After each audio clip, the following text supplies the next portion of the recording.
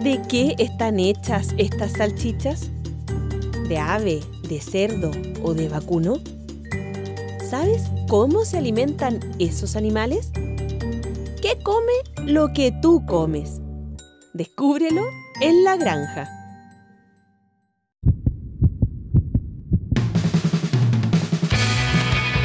Todos los días recibimos cientos de mensajes acerca de la comida. Que es rica, que engorda, que nos hace crecer, que nos puede enfermar, que es saludable. ¿Por qué le añaden algunos ingredientes a nuestra comida?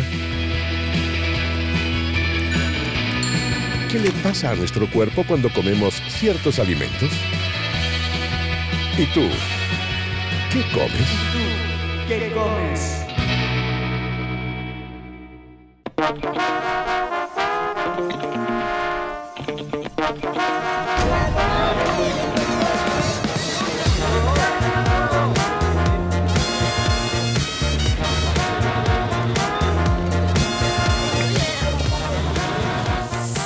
Ya me dio hambre ya. Estamos en la feria Lo Valledor.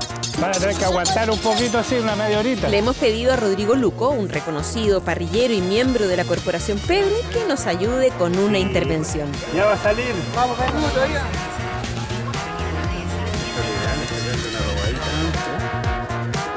Los feriantes están muy entusiasmados. Los limoncitos, jale, maravilloso, para el pollito. ¿Llegó el comino? Bien. Los chilenos comemos 89 kilos de carne al año. Lo que más consumimos es pollo, 37,5 kilos por persona anualmente. Luego preferimos el cerdo con 26,6 kilos.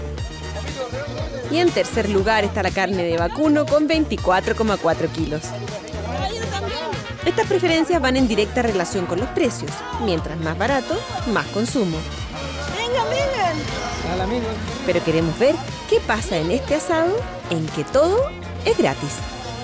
Chanchito a la parrilla, Cerdillo. lomo de vacuno a la parrilla, trutitos de ala de pollo a la parrilla, todos sabrosos los tres.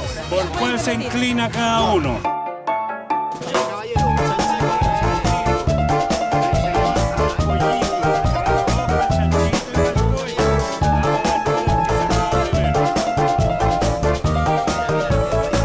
Estamos viendo qué carnes son las que más consumen los chilenos.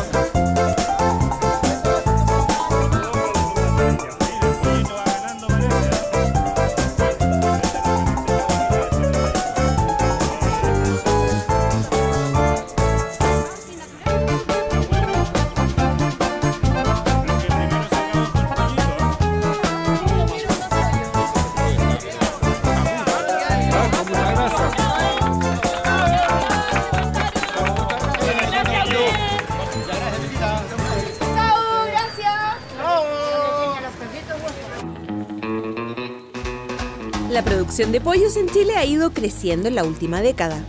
Cada año se faenan más de 250 millones de unidades que se destinan al consumo interno y también se exportan. ¿Cómo se producen estos pollos? ¿Qué comen? ¿Qué les dan para que crezcan y engorden? Hicimos un recorrido por algunas parrillas de fin de semana y constatamos que los chilenos sabemos muy poco del origen de esta carne.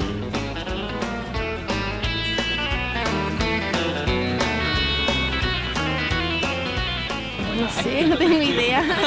¿Qué le dan a los pollos en Chile? Hormona de crecimiento. Le ponen soya, ¿no? Ajá. Los inflan. Es que uno ve tantas cosas en la tele, pero desde que los alimentan con sonda para que engorden rápido. Nunca duermen, los tienen siempre con la luz encendida y ven como 50 días y parece que de ahí los matan. Harina de pescado, pollo también podría ser.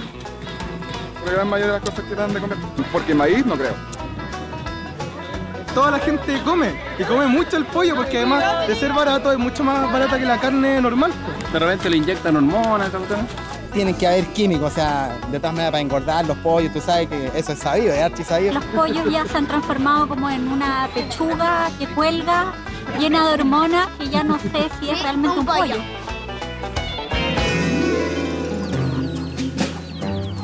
El temor de que a los pollos les den hormonas y de que éstas, a su vez, puedan afectarnos a nosotros o a nuestros hijos, se ha ido extendiendo entre algunos chilenos. Como vimos, hay quienes incluso dudan de que el desarrollo precoz de algunos niños sea por culpa de este supuesto consumo indirecto de hormonas. ¿Mito o realidad? Para tranquilidad de los padres, es un mito, ya que en Chile está prohibido darles hormonas a los pollos. Las aves de corral que se consumen en la actualidad no se utilizan hormonas en su crianza, no cumplirían ningún efecto dado el corto ciclo que tiene el animal de vida. ¿Cuánto se demora un pollo como este en crecer lo suficiente como para ser faenado? Apenas 45 días, mucho menos de lo que se demoraba en los años 50 cuando necesitaban 90 días. Y no es solo eso, además de crecer mucho más rápido, hoy los pollos de granjas industriales son el doble más grande que a mediados de siglo. Si no es con hormonas, ¿cómo se explica entonces este desarrollo más acelerado? El crecimiento actual más rápido se debe a situaciones más bien de orden de selección genética, de un buen manejo sanitario y de una alimentación que les permite desarrollar ese potencial genético. ¿Qué comen entonces los pollos en nuestro país? Estamos en el Fundo San Jorge en Melipilla, y esta es la planta más grande de Aristía, el segundo productor de pollos en Chile. Nos han permitido entrar con nuestra cámara para registrar cómo es el proceso de crianza.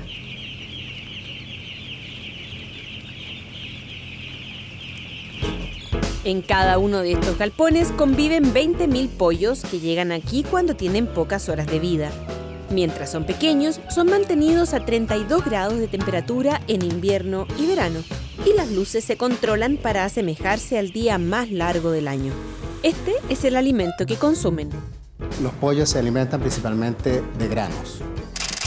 El 60% es maíz, un 30% es soya, y además pueden llevar, digamos, raps, sorgo, maravilla. ¿Y les dan harina de pescado entre esos ingredientes? No, hace muchos años que no se da harina de pescado. Nosotros vimos que hay gente que piensa que ustedes les dan hormonas a los pollos y que estas se pueden traspasar a los niños después. A los pollos no se le agregan hormonas, eso es un mito y no está permitido por la legislación y no se puede hacer aquí en Chile ni en otros países tampoco. Después de un mes y medio, los pollos alcanzan este tamaño y están listos para ser faenados. ¿Influye el modo en que se crían en la calidad o en el sabor de la carne? Sí, influye, absolutamente. Un pollo bien criado, con buenas condiciones de bienestar animal y con un buen manejo, sin estrés, sí hay una relación directa con la calidad de la carne. Hay gente que sospecha del modo en cómo se crían los pollos en Chile, ya sea porque lo hemos visto en imágenes internacionales o porque hemos escuchado que el modo de crianza es bastante hacinado o extraño para nosotros. ¿Por qué cree usted que ocurre esto? Porque yo creo que hay muy poca información sobre la producción avícola moderna. Entonces la gente se va quedando con mitos que en realidad se van convirtiendo, entre comillas, en verdades. En estos galpones se faenan 8.000 pollos por hora mediante un shock eléctrico que reciben al ser sumergidos en agua, en un proceso que no nos permitieron grabar.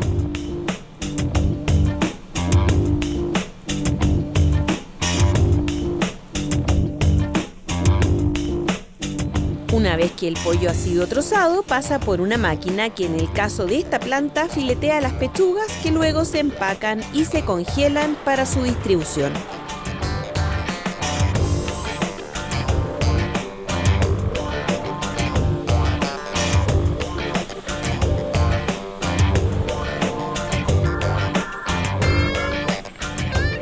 ¿Y esto es el estándar en la industria o es solo acá en Aristía? No, esto es el estándar en la industria nacional, en la agricultura internacional también. No podría ser de otra manera. ¿Pero podría haber productores más chicos que tuvieran otros canales de distribución que no cumplieran este estándar?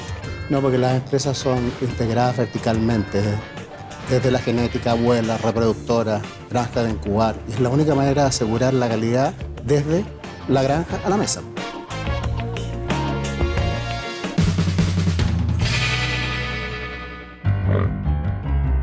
¿Y usted sabe qué comen los chanchos en Chile? Estamos en San Bernardo. Nos han dicho que en este establo se crían chanchos que luego se comercializan. Hemos observado por algunos días el movimiento del lugar. Conviven aquí unos 20 chanchos de todos los tamaños. Las moscas y el mal olor aumentan con el sol de la tarde. Una vez al día, usualmente en la mañana, aparece esta camioneta y este hombre que vierte al suelo estos toneles. Es el alimento de los animales. De lejos es difícil distinguir qué contiene. Pero en un momento logramos sacar estas fotografías y distinguimos entre las frutas podridas, patas de pollo. Las condiciones de higiene en la crianza de los animales para consumo humano son fundamentales para garantizar la inocuidad de lo que comemos.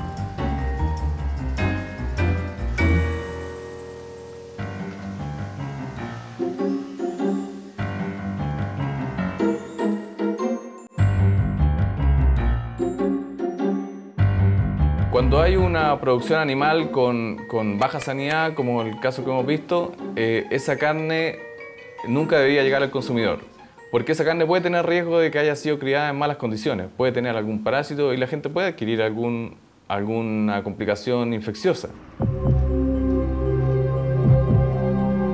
¿Qué destino tienen estos chanchos? Nos hacemos pasar por un cliente. ¿Cómo le va? Disculpe que lo moleste.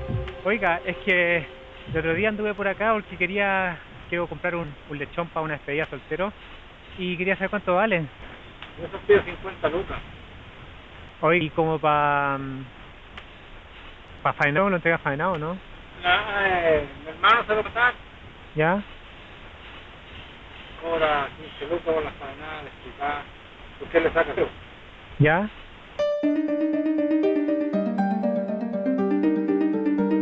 Para faenar y criar chanchos en Chile se necesita una autorización del SAC y someterse a la fiscalización de la autoridad sanitaria.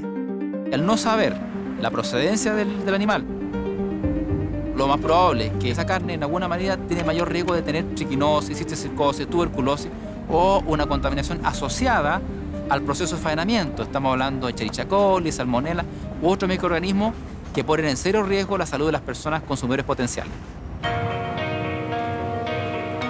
Esta chanchería no parece tener los permisos adecuados y frente al riesgo que pudieran estar corriendo eventuales consumidores, la semana pasada la Seremi de Salud realizó una inspección en el lugar. Es importante comprar sus productos alimenticios en locales autorizados, establecidos y que cuentan con vigilancia y fiscalización de la autoridad sanitaria correspondiente, punto 1. Segundo, para que exista el mercado informal y clandestino tiene que haber un comprador. Por lo tanto, hacerse responsable ciudadano de no adquirir productos que no sabemos su procedencia y que no están siendo expendidos en lugares autorizados.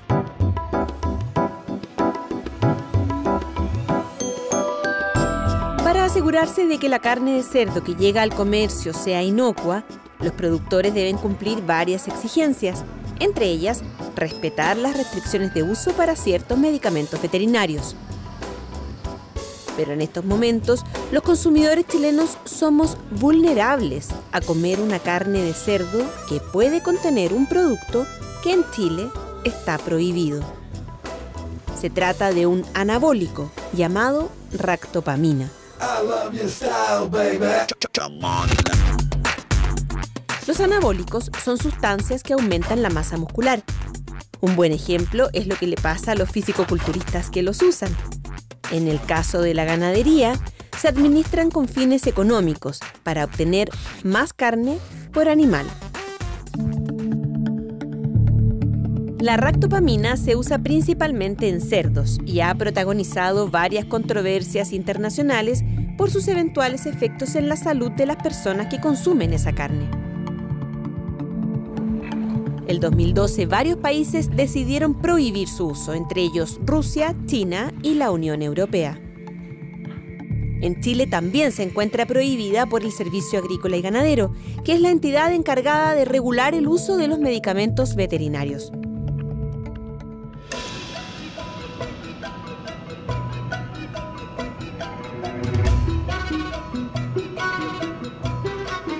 Pero otros grandes productores, como Estados Unidos, la siguen utilizando a pesar de varias demandas que hay en contra de las autoridades. Una de ellas es patrocinada por el Center for Food Safety, una organización sin fines de lucro que viene siguiendo la historia de la ractopamina desde que se inventó primero como un remedio para los humanos. Es una pregunta abierta si la ractopamina es o no segura para humanos. Se hizo un estudio en 6 hombres y uno de ellos efectivamente se enfermó mucho por la ractopamina. Pararon el estudio y no la aprobaron para humanos y comenzaron a dársela a los animales. Hemos encontrado que hay residuos de ractopamina en la carne, pero como no tenemos la más absoluta idea en realidad cómo interactúa la ractopamina con los humanos, no sabemos si es o no segura para nosotros consumirla. Lo que sí sabemos es que la ractopamina es mala para los animales. Desde 1999, cuando la ractopamina fue aprobada, más de 200.000 productores han reportado a la FDA sobre el impacto negativo en animales. Y esto puede ser cualquier cosa, desde aumentar el ritmo cardíaco a piernas quebradas a animales que han muerto por la ractopamina. Y sabemos que cuando los animales están enfermos, las personas también pueden enfermarse. Cuando esos animales entran en el sistema de comida, entonces las personas estamos comiendo animales enfermos. Pero que la ractopamina esté prohibida en Chile puede no ser garantía de que estemos libres de su consumo. Un 83% de la carne de cerdo que se vende en nuestro comercio es de producción local. Pero en los últimos 5 años las importaciones de carne de cerdo han ido en alza y hoy se trae principalmente desde Estados Unidos y Brasil, donde también se usa ractopamina.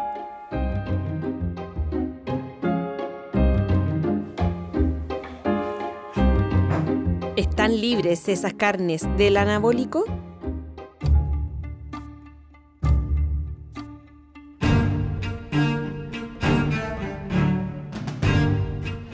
Haremos un simple muestreo de carnes importadas que se venden en 3 supermercados de Santiago. Esto acá es chanchito. Contratamos al laboratorio Viamed para que sean sus propios técnicos los que tomen las muestras, garantizando así que se respete la metodología que requieren estos procedimientos, como mantener, por ejemplo, la cadena de frío.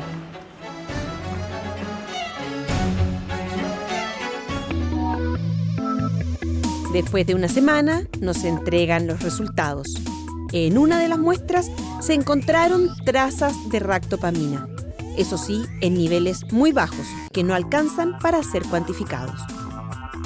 Cuando un producto tiene trazas no cuantificables, significa que está debajo del umbral establecido por norma como que tiene que ser de preocupación.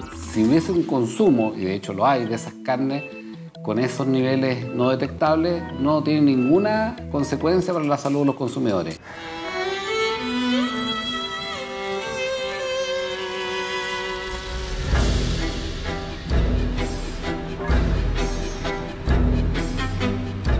¿Cómo nos aseguramos de que las carnes que vienen de otros países no contengan trazas de otras sustancias prohibidas?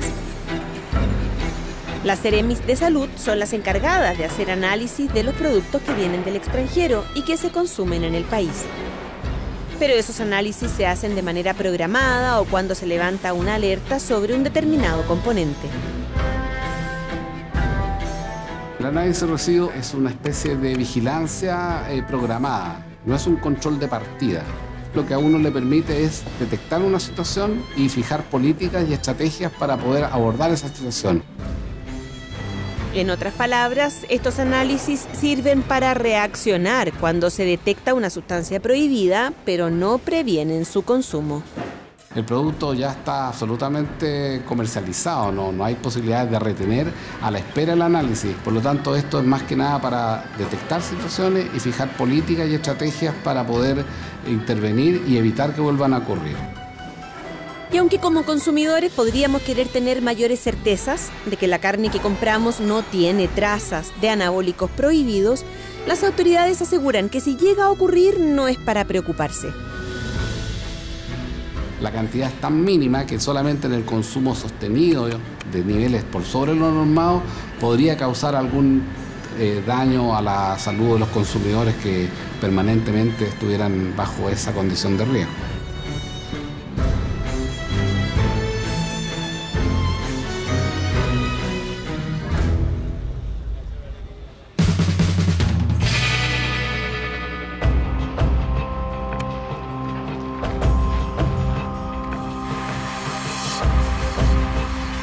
Y en Chile, ¿qué comen los cerdos? AgroSuper es el productor más grande del país. Tienen un stock de 1.850.000 cerdos. Todos ellos se alimentan con estos mismos pellets. Los pellets se fabrican en esta planta de alimentos, que también pertenece a AgroSuper. ¿Cómo se alimentan los cerdos que nos comemos los chilenos? Bueno, básicamente nosotros preparamos todas las dietas de cerdo que consumen en nuestra empresa y están basadas principalmente en el uso de maíz y soya. Ahora, en esta planta en la que estamos recorriendo, donde ustedes hacen los alimentos, no le echan nada más a los alimentos porque, insisto, la gente tiene la sensación de que la industria se ha tecnologizado y le puede echar más cosas que uno no sabe para que los animales crezcan más o más rápido. Bueno, para nosotros es súper importante que la gente confíe en nuestros productos. Por eso es que nosotros hemos decidido como empresa utilizar exclusivamente ingredientes que son considerados naturales. O sea, nosotros no incorporamos ningún producto que pueda ser cuestionado por los consumidores.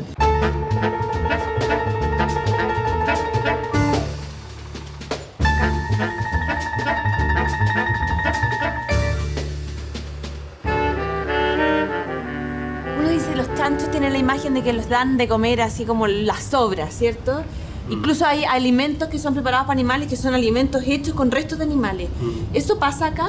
Lo que pasa es que nosotros desde que yo empecé a trabajar en cerdo, yo llevo 30 años trabajando en cerdo, siempre existió el concepto del chancho. Para nosotros el chancho es el que recibe todos los desechos de la casa, la crianza de los cerdos.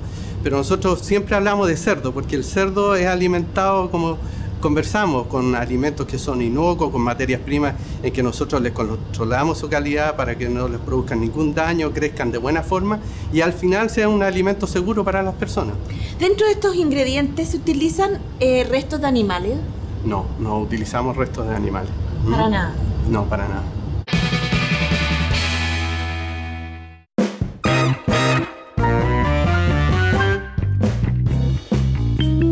Pero esta no es la realidad de todos los productores de cerdos en Chile, dentro de los cuales sí se ocupa rendering, que es como se conoce a los alimentos que se hacen aprovechando desechos de animales.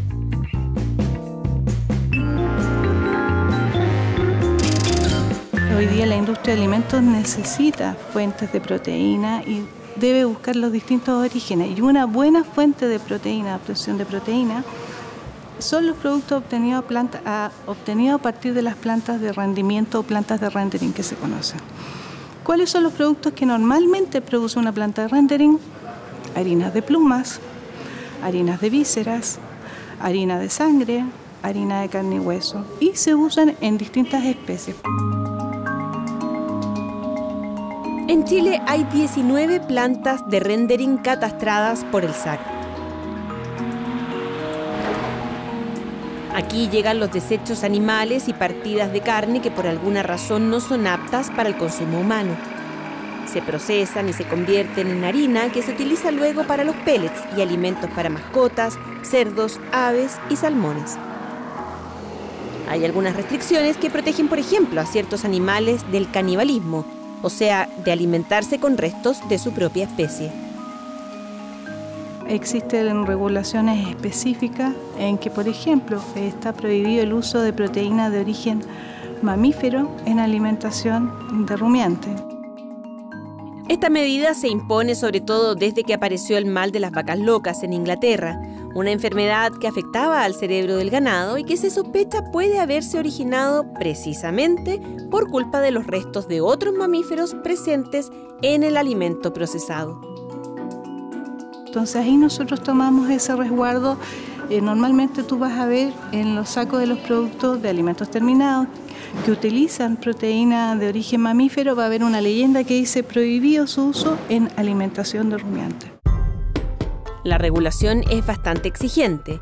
No pueden llegar a las plantas de rendering animales que hayan estado expuestos a pesticidas, residuos de medicamentos o dioxinas. Nosotros tenemos que tomar algunos resguardos, porque justamente los animales pueden tener algún tipo de contaminante. Se hacen una serie de análisis. Por ejemplo, a las harinas de origen animal se le hacen análisis bacteriológicos que no superen cierta cantidad de contaminantes.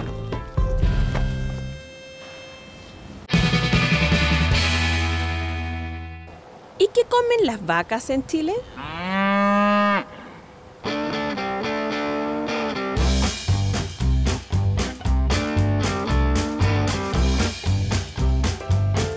Esta es la región de los lagos. Aquí y en la región de los ríos se produce el 50% de la carne de vacuno que se vende en el país. La mayor parte del ganado que se destina a consumo humano se cría así, en una modalidad que se llama libre pastoreo, y en que los animales se alimentan básicamente con pasto.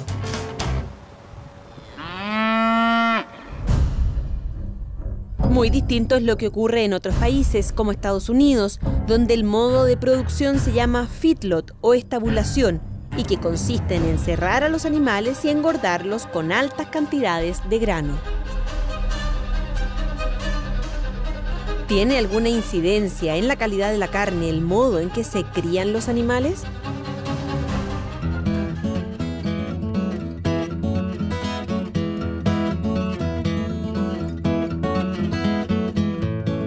Rodrigo Morales es médico veterinario, doctor en calidad de alimentos e investigador del Instituto Nacional de Investigación Agrícola, el INIA.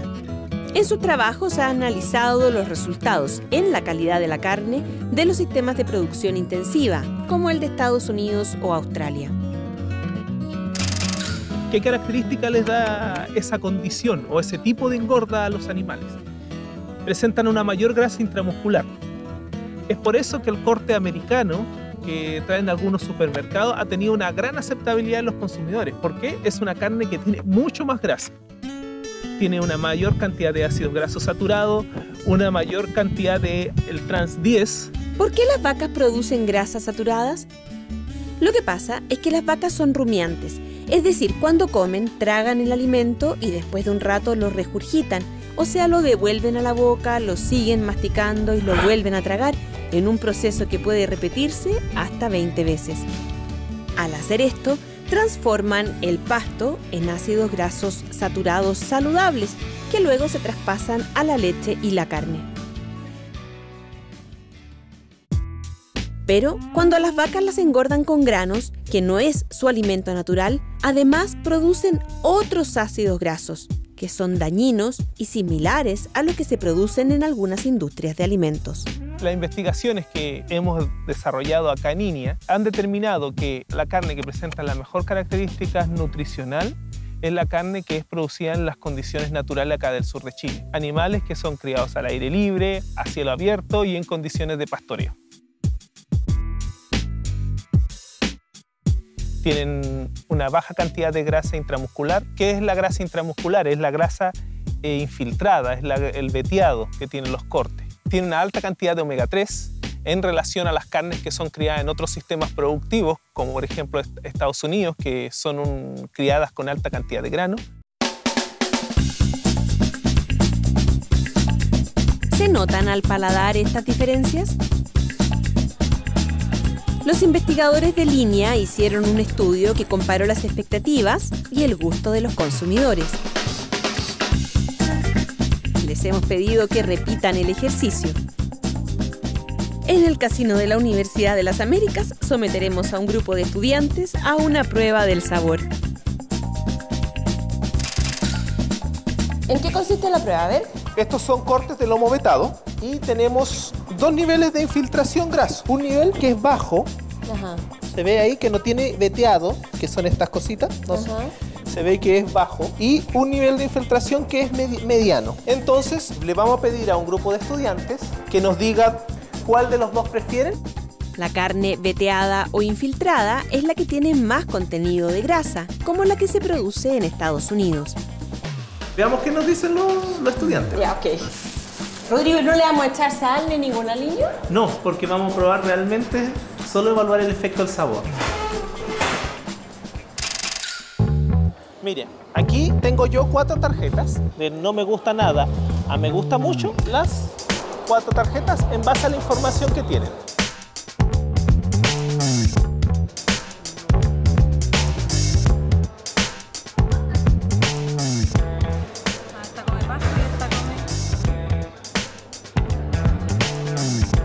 La mayoría de los estudiantes dijo que prefería la carne que se veía con menos grasas. Pero ¿será también la que más les guste cuando la prueben? Para que no reconozcan la carne visualmente, Rodrigo la envuelve en papel de aluminio. Ustedes nos van a decir cuál les gusta más.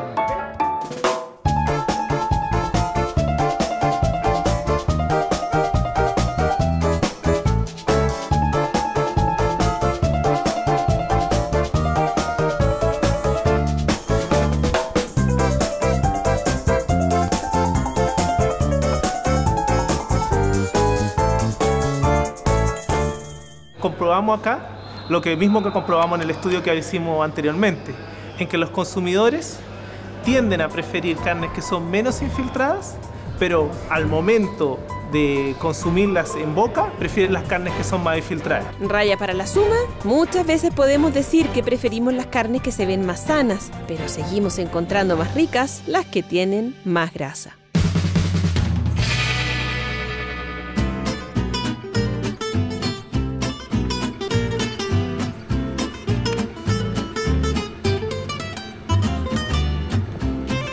Álvaro Reinao vive en Yanquihue y se dedica a llevar turistas a pescar el río Maullín al lado de su casa. Lo acompañamos una tarde de pesca. Queremos ver cómo son los salmones que se encuentran en estado natural. Los salmones, como los del río Maullín, adquieren su color por su dieta.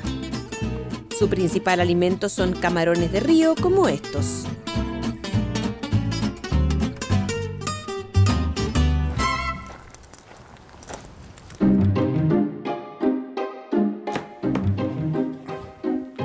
Acá está el color de la trucha y la textura que tiene es una textura bastante buena. Tengo uno en el refrigerador que es de cultivo.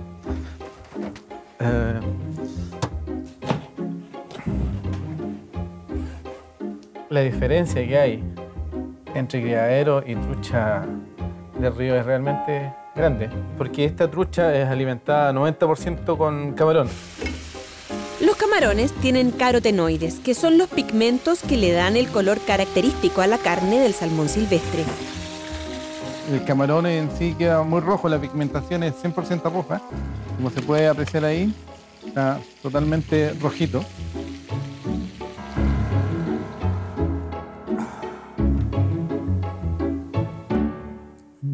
Bastante bueno, bastante bueno.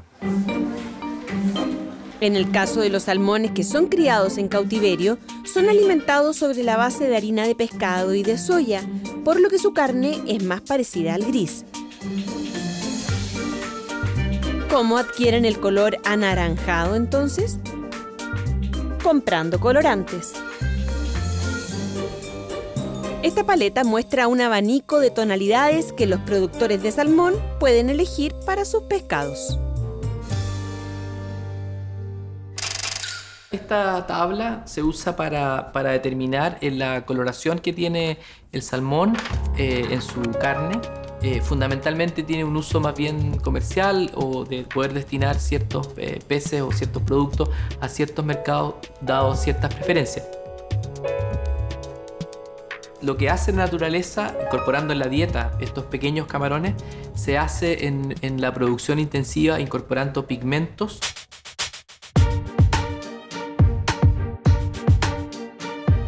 Fundamentalmente con carotenos que vienen de plantas algunos o de algunos otros elementos, en general de elementos naturales. Claro, no son la dieta habitual del pez, pero son extraídos a partir de elementos orgánicos y se van incorporando en la ración del pez. En un minuto se usaron mucho algunos colorantes sintéticos, pero eso han ido hoy día en abandono en base a colorantes fundamentalmente naturales.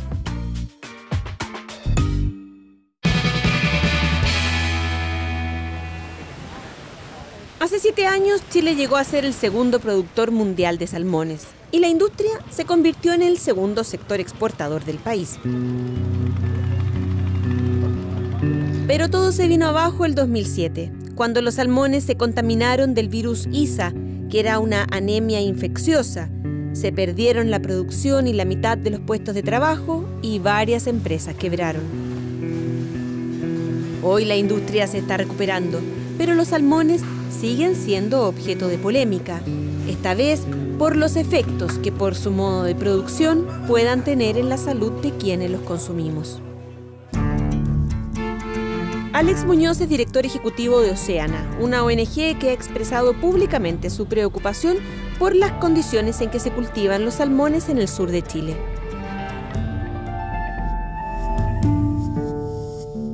Los salmones no son especies chilenas, son del hemisferio norte, pero han encontrado acá un ecosistema que es similar. Los fiordos son especiales para los salmones porque son aguas más tranquilas y tienen una temperatura ideal para este tipo de actividad.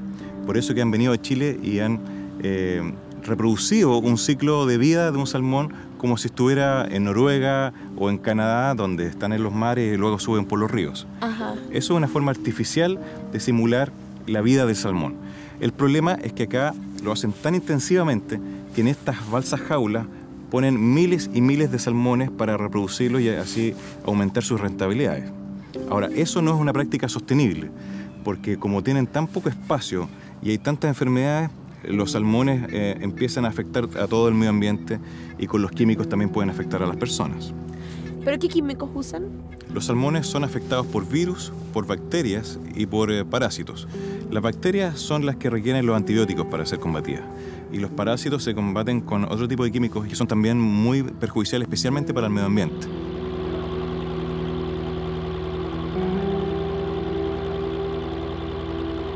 Ahora ese químico evidentemente se derrama también al ambiente y empieza a matar otras formas de vida como choritos, centollas, etcétera, que tienen partes duras que se deshacen con estos químicos.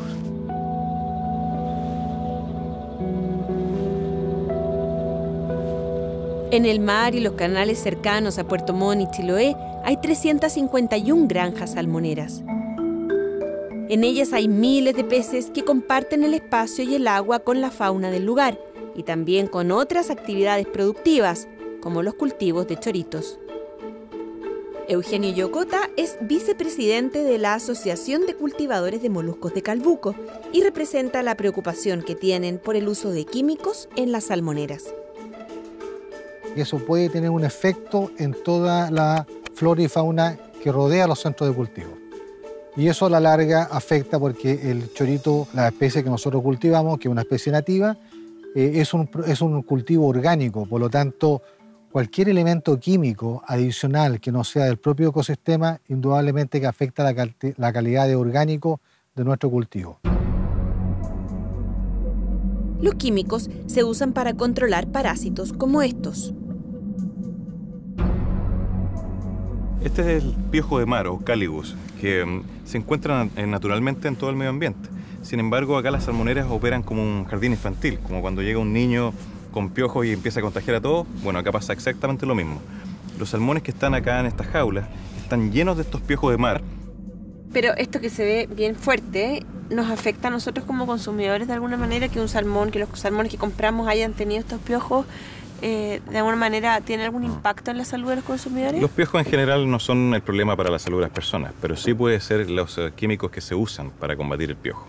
Y más aún, los otros químicos como antibióticos que se requieren para combatir a las bacterias que atacan al salmón porque el salmón está más débil por culpa de los piojos. Ahora, si bien la presencia de estos piojos no tendría ningún efecto en la salud de los consumidores, diferente sería el caso de los antibióticos, cuya presencia sí podría representar un peligro. ¿Y por qué el uso de antibióticos en los salmones puede ser complicado para nosotros como consumidores? Lo complicado es que cuando se abusa de los antibióticos, ya sea en animales o en personas, las bacterias se vuelven resistentes y por lo tanto esos antibióticos llega a un punto en que ya no son efectivos, no sirven. Hay una creciente preocupación en el mundo por la resistencia que estamos desarrollando los humanos a ciertos antibióticos. Esta se produce porque las bacterias se exponen a ellos en bajas dosis, que en vez de matarlas, las fortalecen. Como son más resistentes, los medicamentos dejan de ser efectivos en las personas que los necesitan para un tratamiento.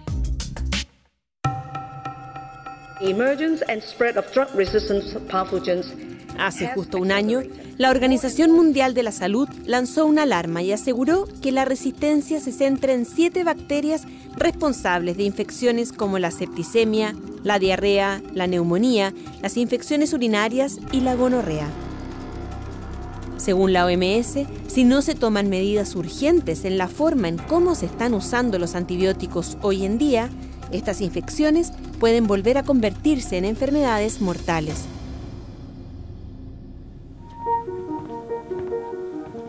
En Chile, Oceana ha liderado una campaña que busca limitar el uso de antibióticos en los salmones, partiendo por transparentar las cifras. Oceana estaba hace tiempo tratando de averiguar cuánto era la cantidad de antibióticos usados en la salmonicultura chilena.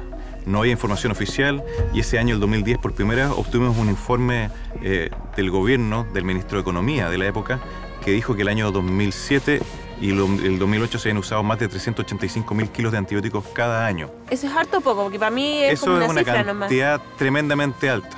Por ejemplo, si comparamos a Chile con Noruega, Chile es el segundo productor de salmón del mundo, Noruega es el primero. Ajá. Y Noruega usa no más de 600 kilos y Chile usa 600 veces más que Noruega, con una menor producción. 600 veces más. Exactamente, acá hay un abuso realmente dramático y desmedido de estos tipos de químicos que pueden afectar no solamente a los salmones, sino también al medio ambiente y la salud de las personas.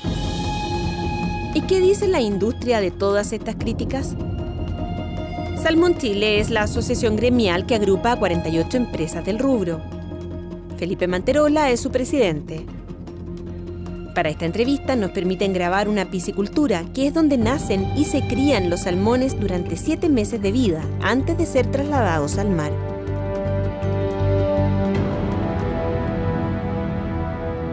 Una piscina como esta tiene entre 100 y 200.000 peces. Y aquí hay suficiente espacio para estos peces, porque una de las cosas que siempre se ha dicho es que los salmones están hacinados. Sí, aquí lo que buscamos es el bienestar del pez, porque mientras en mejores condiciones esté respecto de estrés y respecto de su sistema inmune, en mejores condiciones después va a ingresar al mar. ¿Y los salmones comen salmones también o restos de salmón? No, el salmón no come salmón. De hecho, la dieta bajo la cual está compuesta el salmón se compone de otro tipo de peces. Principalmente la alimentación que reciben es anchoveta, sardina, jurel, los componentes esenciales de la harina y aceite de pescado que nutre al salmón. Porque yo he escuchado de personas que dicen que los restos de los salmones se reutilizan para alimentar a los mismos salmones. No, eso no es correcto. Todos los desechos de los salmones van a plantas reductoras que finalmente la transforman en harina y aceite de salmón, que es utilizado como insumo para la producción de pellets para otros animales, como cerdos, aves o, por ejemplo, mascotas. Tras la crisis del virus Zika, la industria llegó a un acuerdo con las autoridades y adoptaron 44 medidas sanitarias para fomentar la autorregulación y, en definitiva, evitar una nueva catástrofe sanitaria y comercial. Y en esa época, por ejemplo, ¿qué rol cumplió el hacinamiento que había de los peces en las piscinas? Ese puede ser uno de los tantos factores, pero también bastante discutible si uno se compara con otros países. Lo importante es que confluyeron muchos factores que generaron la crisis. ¿Qué factores? Factores que tienen que ver con la biología. Esta crisis también se produjo de manera anterior en Canadá, Noruega, Escocia, los demás países salmonicultores. Por lo tanto, no fue algo nuevo. A Chile lo pilló con la industria un poquito más grande que al resto de los países. ¿Qué cambios se implementaron después de la crisis del virus Zika? Cambió todo el proceso productivo prácticamente. Desde el ingreso de ovas, restringiendo el ingreso de ovas importadas y revisando y el chequeo de screen de cada reproductor, cosa de que no ingresen patógenos al medio. Luego, la generación de barrios que agrupan centros de cultivo y coordinadamente ingresan sus peces, cosechan sus peces y descansan. Y por último, toda una cadena de efectos de bioseguridad que previene la movilidad de patógenos de un lugar a otro. Es decir, es un modelo que restringe el riesgo de aparición y mejora las normas para la contención de virus y bacterias. ¿Y para qué se usan antibióticos en los salmones? Los antibióticos se utilizan en todos los animales para controlar las enfermedades bacterianas. ¿No se usa con fines preventivos? En Chile no se usan antibióticos con fines preventivos, eso está prohibido. ¿Y por qué se compran tantos antibióticos desde la industria salmonera? Ese juicio de que si son tantos o son pocos es bastante relativo. Hoy día lo que se hace es controlar las enfermedades. Primero los hechos y los indicadores sanitarios y productivos avalan que las herramientas terapéuticas que se utilizan en la industria son las adecuadas. Tenemos indicadores de mortalidad más bajos. ¿Qué buscamos? Mantener en la mejor condición la salud de los peces. Y si para eso se requiere usar antibióticos u otro mecanismo, como última instancia se realiza. ¿Y se enferman más que usan tantos antibióticos ahora? No, no necesariamente. Para evitar el uso de antibióticos se hace vacunación. Y en la medida que las vacunas van siendo más efectivas, es menos el uso de antibióticos que hacen después, porque los peces no se enferman. Esto es igual que las personas. Porque hay un informe de Cernapesca que dice que el año pasado se usaron 450.000 kilos de antibióticos, que comparado con los 900 kilos que usa Noruega es bastante más.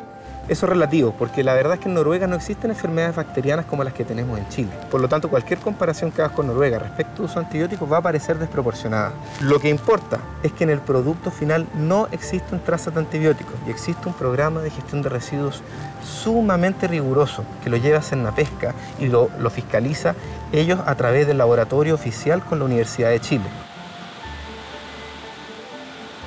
¿Quedan residuos de esos antibióticos en los pescados que nosotros compramos? Tanto de antibióticos como cualquier otro químico, no quedan residuos. José Miguel Burgos es director nacional de Cernapesca y asegura que constantemente están fiscalizando a las salmoneras y que casi no han encontrado trazas de antibióticos en los pescados que llegan al comercio. En el tema de residuos antibióticos o de medicamentos veterinarios se hacen alrededor de 80.000 análisis al año para asegurar que los productos que están saliendo de la acuicultura cumplen con los estándares no solo de Chile, sino que de los más exigentes mercados del mundo. Nosotros hemos encontrado menos del 0,079% de ejemplares que exceden la norma. Da lo mismo que el salmón tenga trazas o no. Nosotros sabemos que los salmoneros dejan de suministrar antibióticos en el último periodo de vida del salmón. Lo importante acá es que ya hay bacterias en el salmón que son resistentes a los antibióticos y cuando son vendidos en el mercado, esa resistencia en las bacterias también se puede transmitir a las personas. Hay una preocupación que es válida, sin embargo, cuando uno ve los datos científicos y una cosa que se usa para calcular el riesgo en esto tiene que ver con los kilos de consumo. Y usted ve que Japón tiene niveles de consumo muy altos, en particular de salmón y probablemente bastante más de lo que consumimos en Chile. Sin embargo, los niveles de residuos son bastante parecidos. Por tanto, si usted multiplica la cantidad de un cierto residuo por la cantidad de kilos que se come cada persona, le va a dar cuenta del riesgo. Y en Chile ese cociente es bastante menor. Por tanto, países desarrollados que han hecho toda esta evaluación, probablemente el riesgo de resistencia bacteriana está en otros elementos más que en el consumo de este tipo de alimentos. Bueno, los antibióticos se mezclan con la comida que se le da a los salmones, con los pellets, y esos no son totalmente comidos por los salmones. Hay una buena cantidad que va a parar al fondo del mar y llegan a otros peces y se comen esos mismos pellets. Hemos hecho estudios en la fauna nativa de la zona y hemos descubierto que peces como róbalos y truchas tienen pellets en sus estómagos y con ello también trazas de antibióticos. Evidentemente esos antibióticos no deberían estar ahí y por lo tanto ahí hay una demostración clara de que la salmonicultura y el uso de antibióticos también afecta al medio ambiente nativo. Bueno, este es un alimento seguro. Sin duda hay que seguir mejorando las prácticas y en ese sentido el Cernapesca va a seguir trabajando.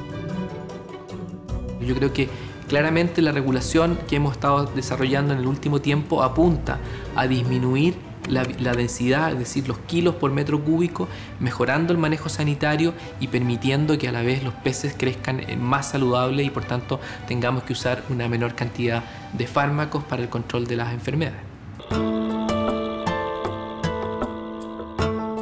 Esta es una actividad autorizada. Cernapesca nos dice que los salmones son inocuos para la salud humana. ¿Por qué ustedes reclaman si la autoridad los permite?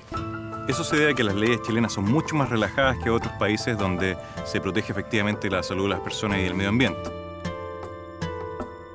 Si esos estándares como en Noruega, donde se produce salmón, se aplicaran a Chile, esta industria sencillamente no existiría porque no sería rentable. El salmón chileno se vende en el mundo no porque sea mejor, es simplemente más barato, con el consecuente daño a las personas y también al medio ambiente.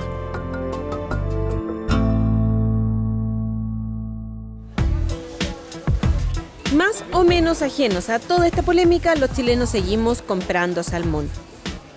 No mucho, pero en la medida en que crece la producción, aumentaría también el consumo interno. Sin embargo, el principal destino de estos pescados sigue estando en el exterior. Hoy se exportan a 70 países, incluidos Estados Unidos, Brasil, Japón y Rusia. Y con los rusos, la industria se ha visto en problemas en una historia que se ha desarrollado casi sin que nos demos cuenta.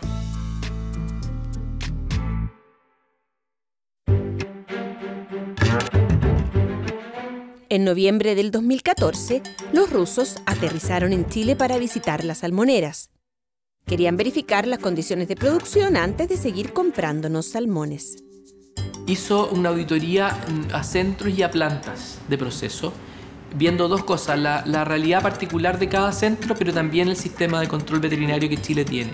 En general, el sistema nuestro para poder cubrir el mercado ruso requiere algunos pequeños ajustes. Ya lo estamos implementando y esperamos tener en abril resuelto el problema y poder reenganchar la mayoría de las plantas que quedaron suspendidas bajo esta figura. Después de esta visita inspectiva, el 25 de diciembre del 2014, y tal como aparece en este documento al que tuvimos acceso, los rusos decidieron restringir el acceso de los cargamentos de al menos 2 empresas chilenas. ¿La razón? Aquí se explica, pero está en ruso. ¿Por qué devolvieron los 3 cargamentos desde Rusia? Con Rusia es un mercado que hemos crecido mucho en el último tiempo y han habido también fluctuaciones de precio muy importantes. Y han habido razones de mercado que han hecho que muchas de las ventas se hayan cancelado, algunas de las ventas se hayan cancelado en el último tiempo. ¿Esa fue la única razón? Que recuerdes la última razón. Para no quedarnos con la duda, mandamos a traducir el documento y le pedimos a la embajada rusa que certificara la traducción. Según esto, los cargamentos fueron devueltos por superar los límites permitidos de algunos microorganismos y de bacterias de coliformes. El grupo de coliformes es un grupo más bien específico, ¿cierto? Asociado siempre a bacterias que están asociadas a feca. Entonces, la detección de coliformes, como se usa en alimentos, ¿cierto?, implica una posible contaminación fecal. Es por eso que su número está muy restringido en cualquier alimento. En el caso de los mesófilos aerobios y anaerobios, dan cuenta un poco de la posible descomposición de un producto, por eso sus recuentos están siempre limitados. Son bacterias más bien diversas, de distinto tipo, que puede estar en el origen del alimento, podría tener, en el caso de alimentos marinos como los peces, por ejemplo, aminas biógenas que son toxinas que causan malestar en las personas.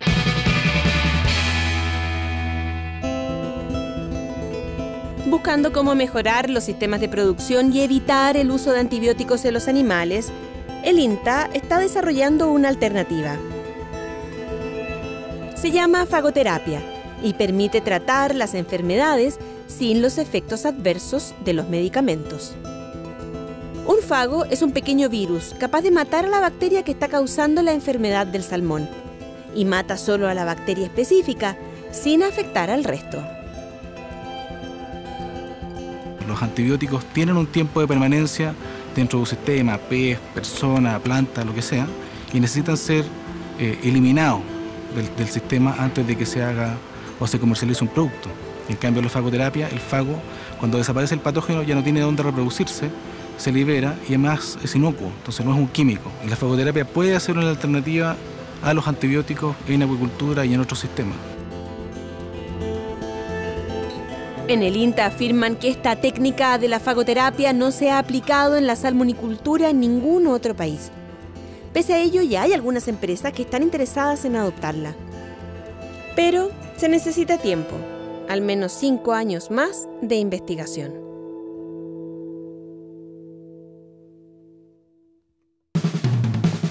Receta que comes para el consumo de carnes. Prefiera siempre las carnes del comercio establecido. Se recomienda no comer más de 500 gramos de carnes rojas a la semana. El jurel es un pescado muy saludable, con ácidos grasos y omega 3.